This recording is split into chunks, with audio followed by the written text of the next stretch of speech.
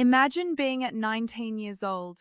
Your entire life is ahead of you, and everyone calls you a living god. Now imagine on the day they bury you. Workers pile over 3,000 pounds of pure, solid gold into your resting chamber. Solid gold masks, solid gold coffins, solid gold sandals, all designed to make sure your wealth crossed over into eternity. And the wildest part? 3,300 years later, that exact same gold can still buy you a luxury mansion or several supercars. Well, not because it's shiny, but because empires crumbled and currencies vanished while that gold didn't even blink an eye. Today, we are uncovering the oldest survival cheat code in human history. How a cosmic metal became your ultimate safety net. Welcome back to another deep dive on Finance King and Queen.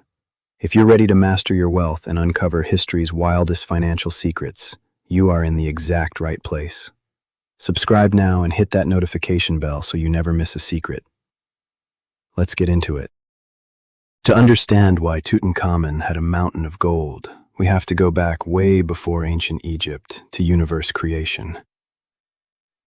Fun fact, gold doesn't actually form naturally on Earth. Our planet's early crust couldn't cook up elements heavy enough. Every single ounce of gold arrived here via a cosmic catastrophe, when crashing neutron stars bombarded our young planet with stardust. So when early humans saw heavy yellow flakes glittering in riverbeds, they weren't just looking at rocks, they held stardust. By 1323 BC, Egypt turned that cosmic fascination into absolute power, packing royal tombs with thousands of pounds of it. Wait a second, let's pause right here. Why should you care about an old yellow rock from space when you're starting out? You can't eat it. If you're stranded on a deserted island, a loaf of bread keeps you alive. Gold is a paperweight.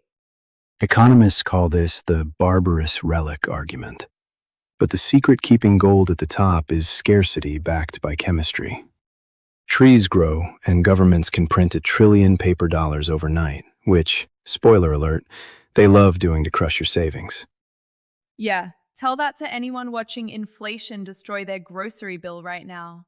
That paper loses power fast. But all the gold ever mined in human history fits into just 4 Olympic-sized swimming pools. You can't print more. Long before modern banking apps existed, ancient traders carried tiny gold coins because they spoke a universal language. It didn't matter if you were in Rome, Athens, or Cairo.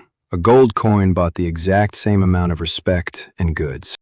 Because unlike local paper receipts that kings could devalue on a whim, physical gold carried its own intrinsic trust. That's why kingdoms rose and fell. But whoever controlled the gold mines ultimately controlled the global geopolitical board.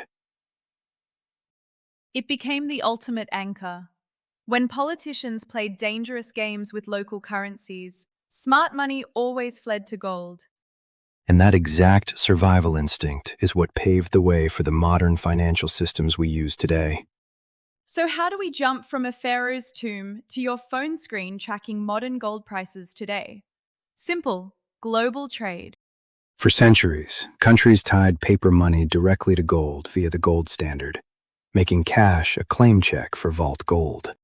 Basically a golden ticket to economic stability. You could literally walk into a bank and trade paper for shiny metal. It kept governments honest because they couldn't spend money they didn't actually have backed up in their physical vaults. Of course, politicians hated being restricted like that.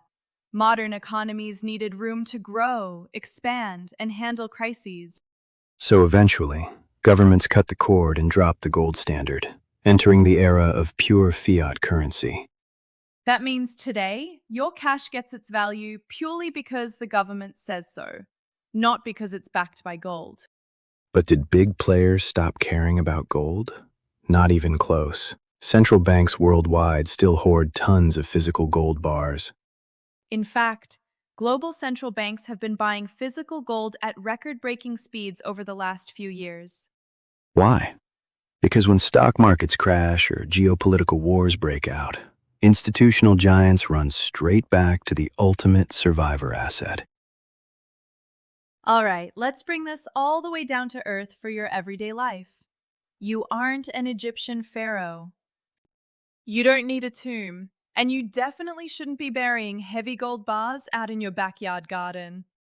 So, what does all of this ancient history actually mean for your personal wealth journey starting right now? Here is the practical playbook. Treat gold as your financial insurance policy, not your get-rich-quick lottery ticket. Gold doesn't generate cash flow like a rental property, and it doesn't pay juicy quarterly dividends like a tech stock. Its entire job is defense. When inflation eats your cash or markets take a massive hit, gold holds its ground. Smart, modern investors keep a small slice of their portfolio, around 5% to 10%, as a cushion when things go sideways. Think of it as your financial seatbelt. You hope you never crash, but you are really glad it's strapped across you.